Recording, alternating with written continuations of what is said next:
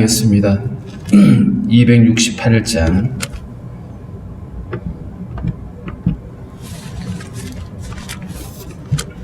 268장입니다.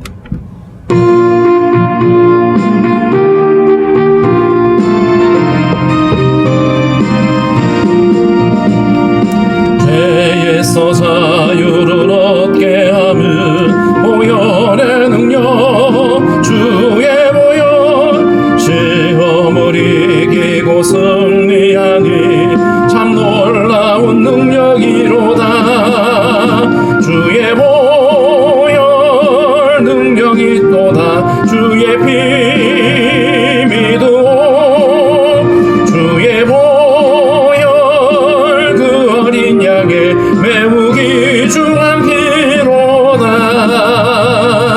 육체의 정욕을 이기림을 보혈의 능력 주의 보혈 정결한 마음을 얻게 하니 참 놀라운 능력이로다. 주의 보혈 능력이 있도다.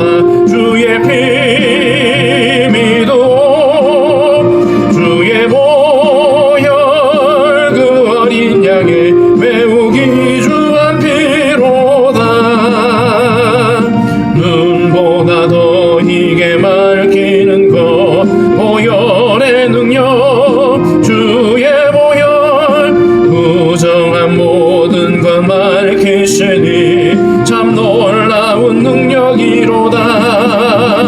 주의 보혈 능력이 있도다. 주의 피 믿음 주의 보혈 그 어린 양의 매우 귀중한 피로다. 구주의 복음을 전할 제목 보혈의 능력 주의 보혈 날마다 나에게 찬송 주니 참 놀라운 능력이로다. 주의 보혈 능력이 있도다. 주의 피 믿음 주의 보혈 그 어린 양의 매우 귀중한 피로다. 기도하겠습니다. 하나님 아버지 감사합니다. 죄의 무거운 그 짐을 지고 있는 우리들을 긍휼히 여기시고 주님께서 친히 십자가를 대신하심으로 우리를 자유케 하시고 우리로 하여금 주의 백성으로 살아가게 하신 하나님 그 사랑과 은혜를 감사를 드립니다. 죄악된 세상을 살아가면서 주님 우리가 세상과 타협하지 않고 온전히 주님과 연합한 자로 주님과 함께 동행하며 살아갈 수 있는 저희들이 되게 하여 주옵소서.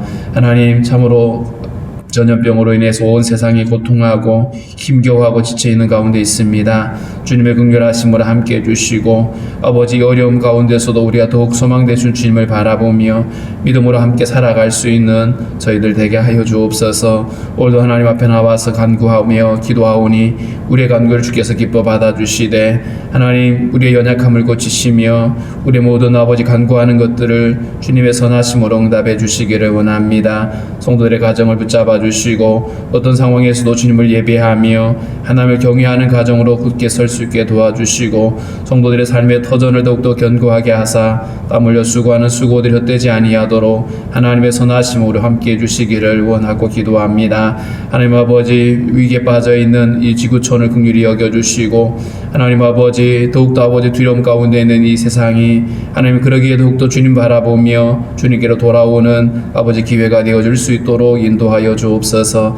나라를 아버지 하나님 다스리는 지도자들에게 하나님의 정직한 마음을 허락해 주시고 하나님을 두려워하는 마음을 갖게 하여 주시기를 원하고 기도합니다. 하나님 아버지 무엇보다도 한국교회가 깨어있게 도와주시고 이 어지러운 때에 소망되신 예수 그리스도를 드러내는 통로가 되게 하여 주옵소서. 오늘도 하나님 아버지 우리에게 주신 말씀을 통하여 다시 한번 우리가 주님의 은혜를 깨닫는 시간 되게 도와주시고 주 안에서 함께 행하며 마땅히 순종할 바를 깨닫는 시간 될 수 있도록 인도하여 주옵소서. 성도들의 자녀와 또 아버지들의 삶을 주관하여 주시고 또 나라의 부름받은 형제들 강건함으로 붙잡아 주옵소서. 예수님의 이름으로 기도하옵나이다. 아멘. 338장입니다. 338장.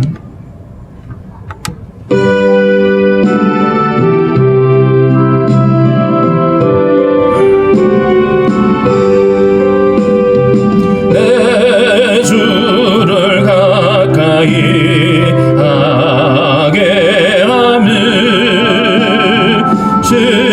십자가 짐 같은 고생이나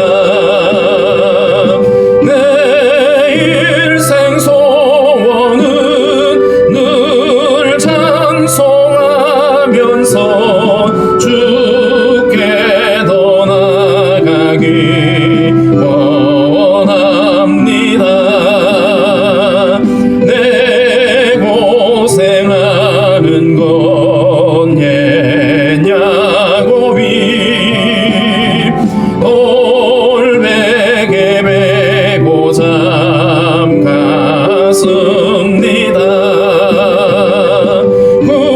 꿈에도 소원이 늘 찬송하면서 주께 더 나가기 원합니다. 천성에 가는 길 험하여도 생명길 대단히 은혜로다. 천사 날 부르니 늘 찬송하면서 주께 더 나가기 원합니다. 야곱이 잠 깨어 일어난 후 돌단을 쌓은 것 본받아서 숨질 때 되도록 늘 찬송하면서 주께 더 나가기 원합니다. 아멘. 갈라디아서 5장 1절부터 15절까지 우리 함께 읽겠습니다. 갈라디아서 5장 1절부터 15절입니다. 그리스도께서 우리를 자유롭게 하려고 자유를 주셨으니 그러므로 굳건하게 서서 다시는 종의 멍에를 매지 말라. 보라 나 바울은 너희에게 말하노니 너희가 만일 할례를 받으면 그리스도께서 너희에게 아무 유익이 없으리라. 내가 할례를 받는 각 사람에게 다시 증언하노니 그는 율법 전체를 행할 의무를 가진 자라. 율법 안에서 의롭다함을 얻으려 하는 너희는 그리스도에게서 끊어지고 은혜에서 떨어진 자로다. 우리가 성령으로 믿음을 따라 의의 소망을 기다리노니 그리스도 예수 안에서는 할례나 무할례나 효력이 없으되 사랑으로서 역사하는 믿음뿐이니라. 너희가 다름질을 잘 하더니 누가 너희를 막아 진리를 순종하지 못하게 하더냐.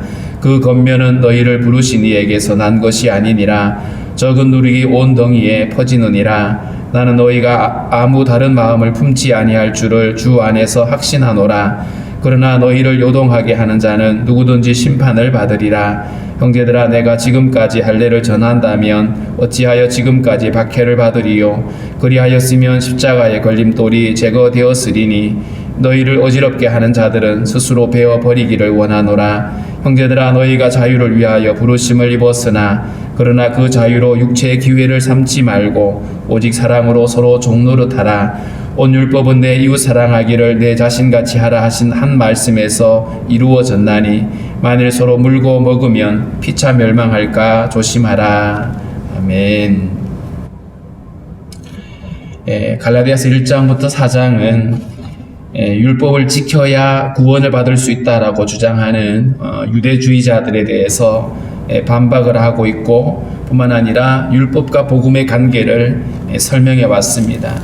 5장부터는 좀 더 실천적인 측면에서 율법이 이렇게 우리를 죄에서 해방을 시킬 수 없고 오직 복음만이 우리를 구원할 수 있음을 증명한 다음에, 자 그렇다면 이제는 복음 안에서 자유할 수 있기를 원하는 실천적인 삶에서 우리가 어떻게 복음을 누리고 살아갈 것인지를 말씀하고 있습니다.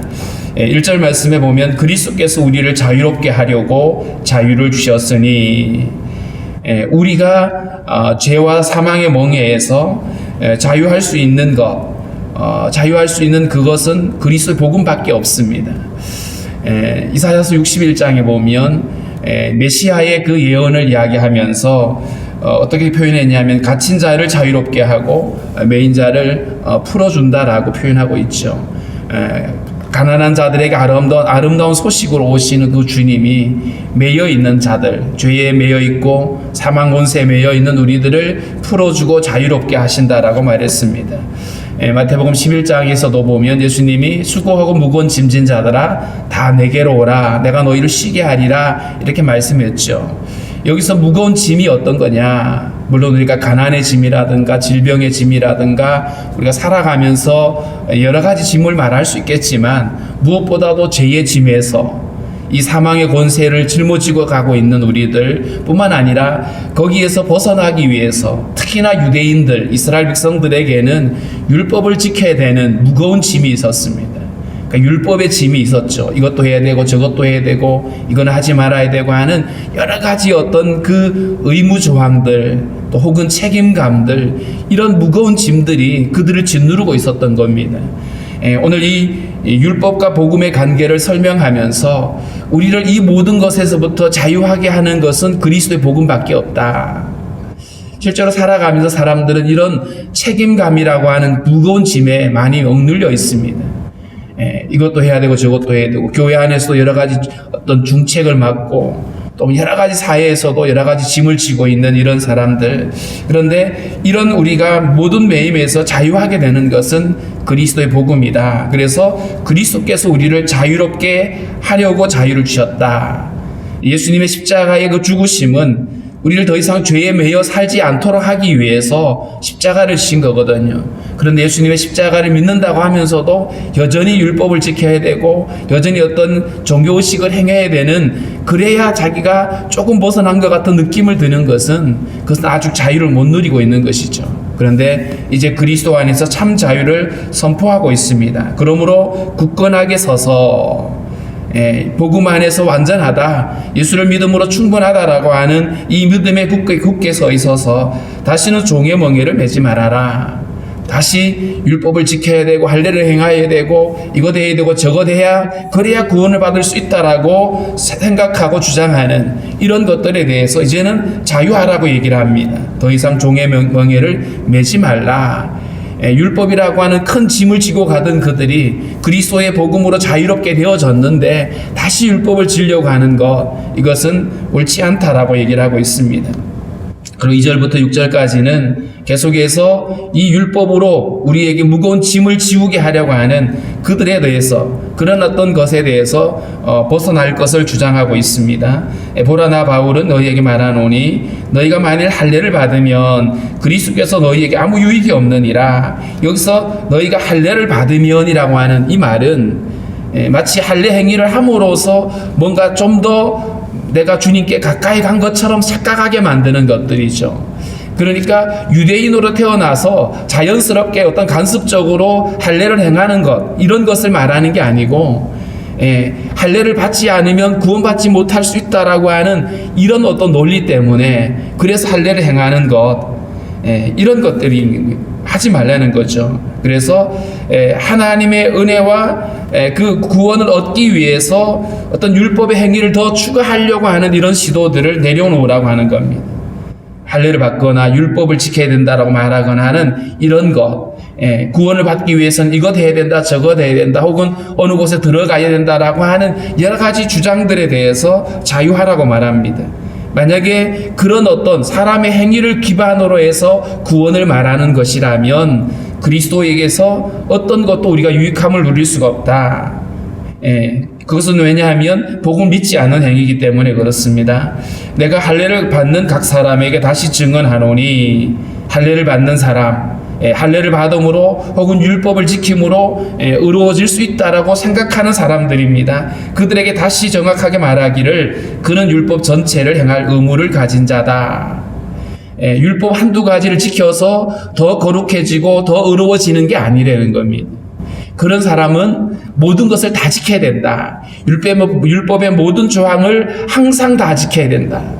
왜냐하면 스스로 거기에 얽매이고 있는 것이죠. 그래서 4절에 율법 안에서 의롭다 함을 얻으려 하는 너희는 율법주의자들이죠. 율법을 지켜야 구원받을 수 있다고 주장하는 사람들, 그들의 속임에 속아서 거기에 동조하고 있는 사람들, 율법 안에서 의롭다 함을 얻으려 하는 너희는 그리스도에게서 끊어지고 은혜에서 떨어진 자다. 그리스도와 관계없는 자라는 뜻이죠. 왜냐하면 예수님이 우리를 자유케 하려고 십자가를 지었는데 그 십자가를 믿지 못하고 의심하고 그러면서 어떤 자기의 종교의식이나 열심으로 의로움을 스스로 쟁취하려고 하는 행위들, 그리스도의 복음 외에 다른 방법으로 의로워지려고 하는 모든 사람들은 복음을 믿지 않는 자들인 겁니다. 그러므로 그리스도에게서 끊어진 자들이다, 이렇게 말하고 있는 것이죠. 결코 우리의 어떤 열심을 믿음의 어떤 근거나 기준으로 삼을 수가 없는 것입니다. 우리가 성령으로 믿음을 따라 의의 소망을 기다리노니, 로마서 3장에서 우리가 보았던 것처럼 율법의 행위로는 우리가 의로워질 수가 없습니다. 그래서 하나님이 율법의 의가 아닌 하나님의 의를 우리에게 허락하신 것이 그리스도이죠. 믿음으로 의롭게 되어지는 하나님의 의를 우리에게 허락하셨습니다. 왜냐하면 우리가 스스로 노력하고 수고해서 우리가 의롭게 될 수가 없기 때문에 사람의 행위로, 사람의 수고로 의롭다 할 수가 없기 때문에 그래서 그리스도의 복음을 허락하신 겁니다. 우리가 성령으로 믿음을 따라 의의 소망을 기다린다는 말이 그리스도를 믿는 믿음으로 말미암아서 우리가 의롭게 되어지는 거기에다가 우리의 소망을 두는 것이죠. 그래서 성도들의 의로움은 철저하게 자기 행위에서 난 것이 아니라 그리스도의 은혜로 되어진 것이다. 여기는 누구도 예외가 아닙니다. 모든 사람이 다 그리스도의 은혜로 의로워지고 성도라고 부름을 받게 되는 것이죠. 그리스도 예수 안에서는 할례나 무할례나 효력이 없으되 사랑으로서 역사하는 믿음뿐이니라. 오직 믿음으로만 구원을 받을 수 있고 할례를 받았느냐 안 받았느냐 이거는 상관없다는 거예요.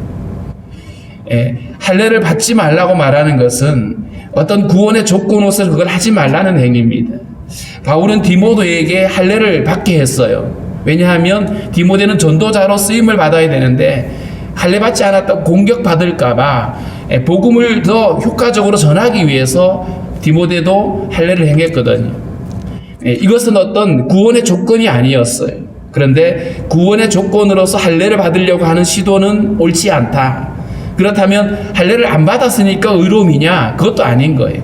할례를 받고 안 받고는 아무런 관계가 없다. 그것은 별개의 문제인 것이죠. 그래서 오직 사랑으로 역사하는 믿음으로만이, 은혜의 복음으로만이 우리는 의롭게 되어질 수 있고 우리는 죄에서 자유함을 얻을 수 있다라고 하는 이 사실입니다. 그래서 우리가 예수 그리스도를 온전히 믿음으로 영접했다라면 우리는 그리스도의 그 믿음, 의로 인해서 우리는 하나님의 자녀가 되고 성도로 살아갈 수가 있게 된 겁니다. 더 이상 우리는 내가 유대인이 아니기 때문에 우리가 또 거기에 위축당하거나 그럴 이유도 없는 것이죠. 오직 우리는 믿음으로만 구원을 받을 수 있다. 7절부터 12절에는 그런 가운데서도 여전히 이들을 속이고 거짓으로 어긋난 길을 가게 만드는 사람들에 대해서 경고를 하고 있습니다. 너희가 다름질을 잘 하더니, 이 다름질은 믿음의 경주죠. 계속 잘 달려가고 있었는데 누가 너희를 막아 진리를 순종하지 못하게 하더냐. 이들의 믿음을 방해하고 그 진리의 걸음을 걸어가지 못하게 만들었던 거짓 교사들, 누가 그것을 했냐? 그러니까 결국 이 갈라디아 성도들이 다른 사람들의 말을 듣지 말아야 되는 거였죠.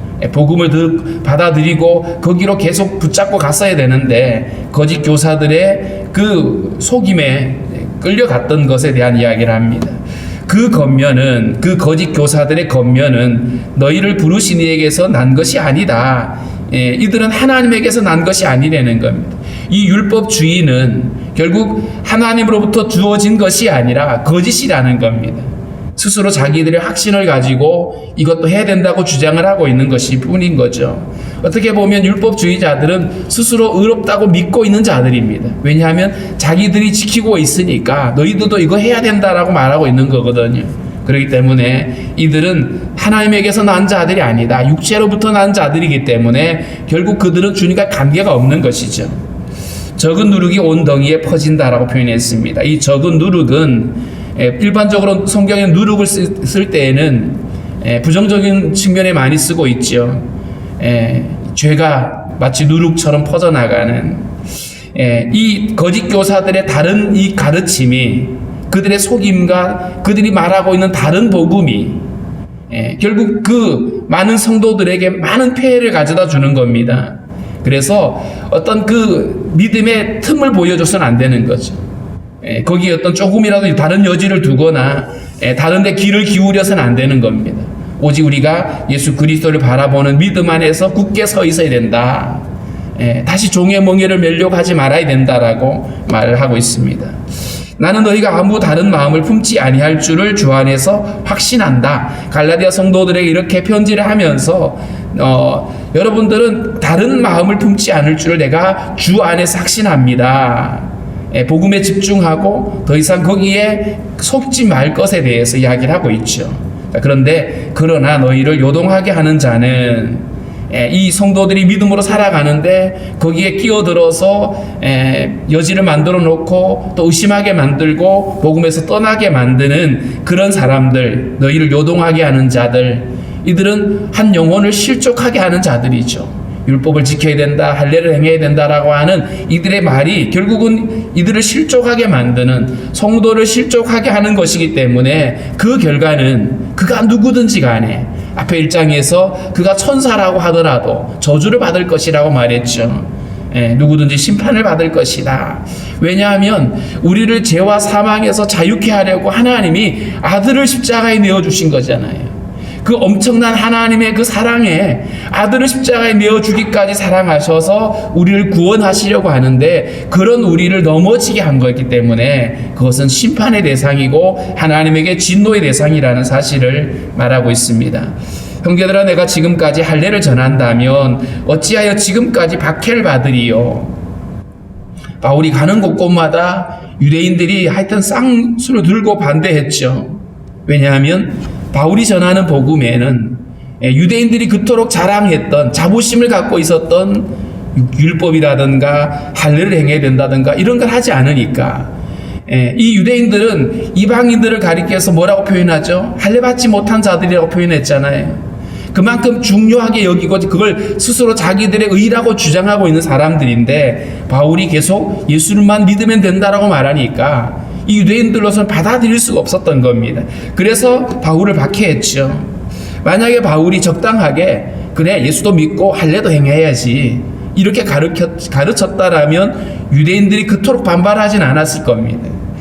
바울이 지금까지 이렇게 박해를 받고 있는 이유는 한결같이 오직 믿음으로만, 오직 그리스도로만 선포를 했기 때문이라는 겁니다.